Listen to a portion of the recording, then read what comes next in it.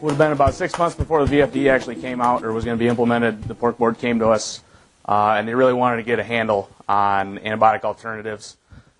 So we did a review of the literature at Iowa State. We had a pretty good team, a pretty diverse team, animal science, vet diagnostics, production animal medicine. Also had some people out at the National Animal Disease Center, some microbiology and immunologists out there also helped us.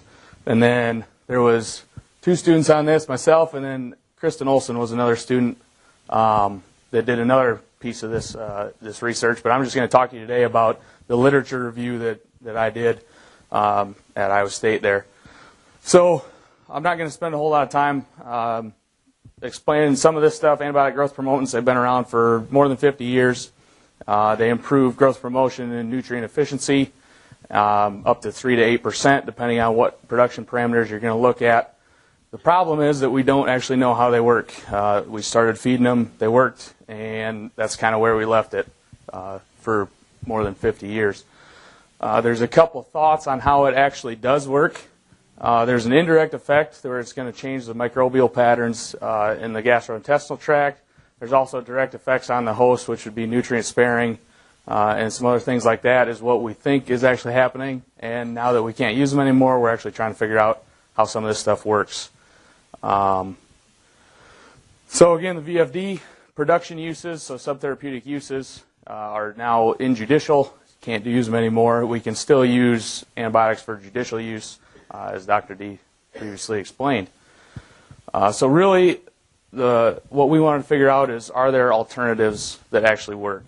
There's a need to understand and evaluate how these alternatives work. And we're only looking to replace the growth promotion from sub-therapeutics. This is not trying to get rid of therapeutic antibiotic alternatives. There's definitely a need for those. We're not trying to change any of that. So when we first dove into the literature, and I'll explain kind of the process that we did in a minute, we first searched on PubMed, a couple other sites, and there's thousands of alternative studies out there. And within each of those studies, they're all looking at different parameters, whether it be production parameters, blood parameters, microbe profile. So we really wanted to get a handle on, is there a certain amount of things that we should measure if the pork board is going to sponsor a project? Is there a certain set of parameters that they should measure every time? And that really gets into what and why did these studies work? Was it the number of replications that they had? Was it the pen size that they had? Was it the base diet that they used, study duration, and so on and so forth? So really the objective was to evaluate the literature, to assess the alternatives to sub-therapeutic antibiotics, and then examine trends and relationships in the efficacy of these alternatives to improve pig performance and reduce mortality. So the group that I showed before, we all got our heads together and we identified what alternatives we should actually look for. We took papers from 1990 to the present to stay somewhat current with the genetics that are used today. It had to make mention of performance or mortality in the abstract. We weren't going to try and read through thousands of papers. We still would have been doing it today. We would not have had any data yet. It had to be a peer-reviewed original research journal, so no books, no conference proceedings, no review articles, anything like that. It's all original research. And it had to be in English because that's the only thing that I can read. Our primary interest was nursery trials. We did not limit it to that. There's a lot of sow trials. That's where we got a lot of our mortality data from. There are a few finisher trials that we included in here. So it is mainly nursery trials, but there are a few odds and ends here. So these are the databases we use: PubMed, Science Direct, Web of Science, Cab Abstracts, Agricola, all kind of the common ones. And initially we searched everything. We didn't put a restriction on the number, on the time that we searched or anything like that. Here's just a look at the parameters that we searched. One thing I will note is we searched probiotic in swine, or we included swine. I did a search on probiotic in pig. There was no difference in the results that were returned, so we just stuck with swine on everything instead of trying to double up on that. So put our search term into the database. We got rid of the duplicates. We kept the original peer-reviewed journals articles since 1990. Excluded the articles that did not contain performance or mortality data in the abstract. And then we kept everything in English and everything that I could get full text on. Once we got all those papers, and I'll have some numbers of actually how many we turned out in a minute, we searched all those. We went and actually read all the papers now and searched for this criteria. So did they use a health challenge, just a simple yes or no? We did actually go a step further and write down what challenge they used. What was the experimental unit? How many number per treatment? How many pigs per pen? How old was the pig? How heavy was the pig? What were the genetics, if they were provided? Duration of study, dietary components. For average daily gain, feed intake, feed efficiency, and mortality, a negative was bad, 0, no change, positive was an improvement. This had to be statistically significant, so P less than 0.5 had to be reported in the review or in the journal article for us to consider that a positive or negative outcome. And then just a few other things we looked at. Did they do any blood assays, tissue assays, or did they evaluate the microbiome? And just a simple yes or no there. That was the initial criteria that we looked at. We decided, since we had so much fun reading the papers the first time, we wanted to come back this summer. It was actually right before World Pork Expo, and we determined were AGPs used in the diet, so were antibiotics used in the diet, and then were specialty proteins used in the base diet to see if there's any effect there. So just one caveat, if a publication had a control and multiple treatments, we considered each treatment as one trial. So if there was a negative control and then they used for example, butyric acid, propionic acid, or a combination of both, that study would include 3 trials. We compiled all this data into an Excel spreadsheet, and then we could use that to better determine any trends and get some predictions on what is actually effective. So like I said, there's thousands of papers. We started with just shy of 24,000 papers when we did our initial search. When we started to cut it down, we took out duplicates. There's about 14,000 papers that we actually started to look through. Ones that reported for performance or mortality in the abstract, just shy of 1,300. The final number of articles that we actually ended up using was 830 articles that I could get my hands on at Iowa State.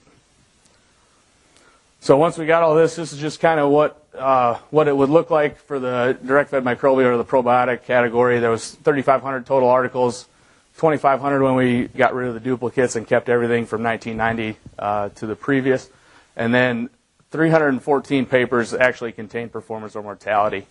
Articles that I could actually get my hands on, 189.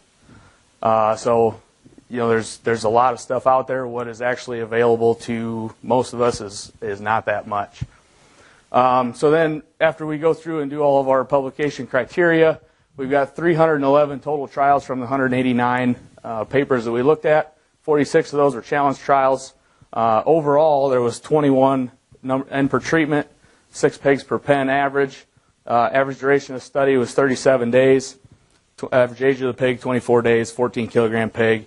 And then we can start to pick some of the trends. What was a common probiotic type used? So 49 of those studies used a bacillus strain, 27 bifidobacterium, 37 enterococcus, 62 lactobacillus, and 87 used a combination of probiotics. So like I said, we went back in and saw how many papers used antibiotics. Of the 2019 total trials that we looked at, just shy of 25% had an antibiotic in the base diet. 72 or 73% did not. Some of it was not reported. That's why we're not up to 100% here. Commonly used antibiotics, we did not differentiate between a water or a feed antibiotic, but tylosin, CTC, Oxytet, colistin, and Carbadox were some of the common ones that were used. So if we get into how effective were some of these, I'm not going to go through all of the criteria that I went through or all the categories that I had, but just to touch on a couple to show you kind of what we did. So direct-fed microbials, live microbial-fed supplements that can survive in the gut. 3 common categories: there's bacillus, lactic acid-producing bacteria, and yeast. So we could have grouped the yeast in with the probiotic. We wanted to keep them separate. Right or wrong, I guess that's your guys' call. So if we actually look at the direct-fed microbials, so in the brown or tan down here, that is a not reported. In the gray is no change, red is a negative, yellow is a positive. So this is a % outcome of the 311 total trials that we evaluated. So just shy of 40% reported a positive outcome for average daily gain, a statistically significant positive outcome. When we break that down into if there was antibiotics in the base diet or not, we see that efficacy decreases when there's antibiotics in the diet. But when we take antibiotics out of the diet, we jump up to 41%. Feed intake, antibiotics in the diet increase the feed intake, gain to feed, similar story with the average daily gain.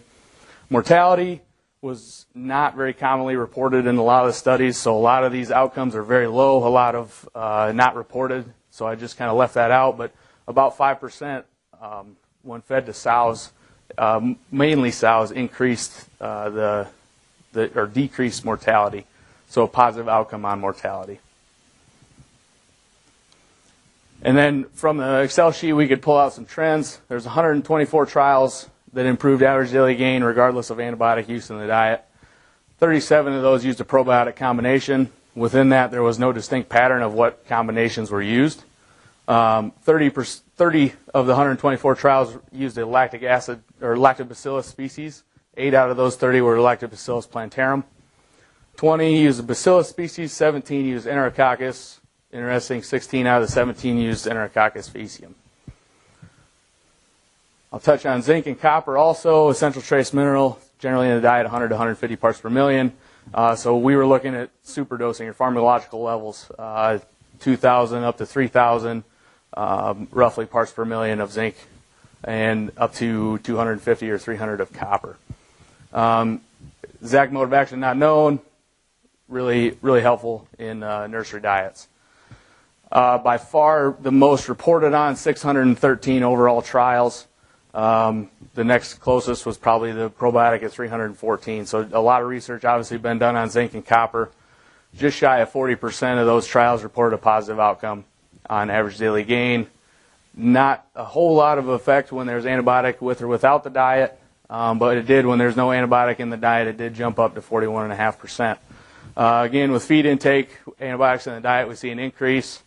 Gain to feed, similar to the average daily gain. Again, mortality, not a whole lot of data out there on mortality when there's high levels of zinc in the diet. And again, we can pick out trends. 243 of the trials improved average daily gain. 73 used copper only. Breakdowns are here. 125 up to 250 parts per million were fairly effective. 154 of those 243 trials used zinc only. 27, 3,000 on down to 1,500. And then 12 of those used a combination of zinc and copper, with 3,000 parts per million of zinc and 100 to 250 parts per million of copper being most effective. So really, I'm not going to touch, or like I said, I'm not going to go through every parameter or every category that we had. But if we look at overall all the alternatives, just shy of 30% of those trials reported a positive average daily gain, or a positive outcome on average daily gain. A lot of no change, not a whole lot of them reduced, which was kind of what we expected. But you see that when there's no antibiotic in the diet, we actually get just a little bit of a bump in the number of trials that reported a positive outcome. Feed intake, obviously antibiotic in the diet is increasing feed intake again. Gain to feed, similar to average daily gain. Since we know kind of what we have in zinc and copper, it's a fairly known commodity, we wanted to look at kind of the more novel AGP alternatives. So if we take out zinc and copper, it bumps us down to 1,400 trials. We see it's only 25% effective when we take out zinc and copper, when there's 29% with zinc and copper in the diet. And again, when we have antibiotics in the diet, only 207 trials out of the 1,400, but drops it by at least 10%, actually almost in half. And then no antibiotics in the diet increases that outcome to 26.1%.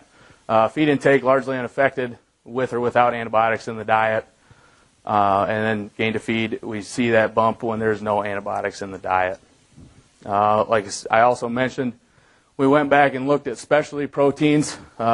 SP plus, SP minus, and then we have all the combinations of antibiotics with and without specialty proteins.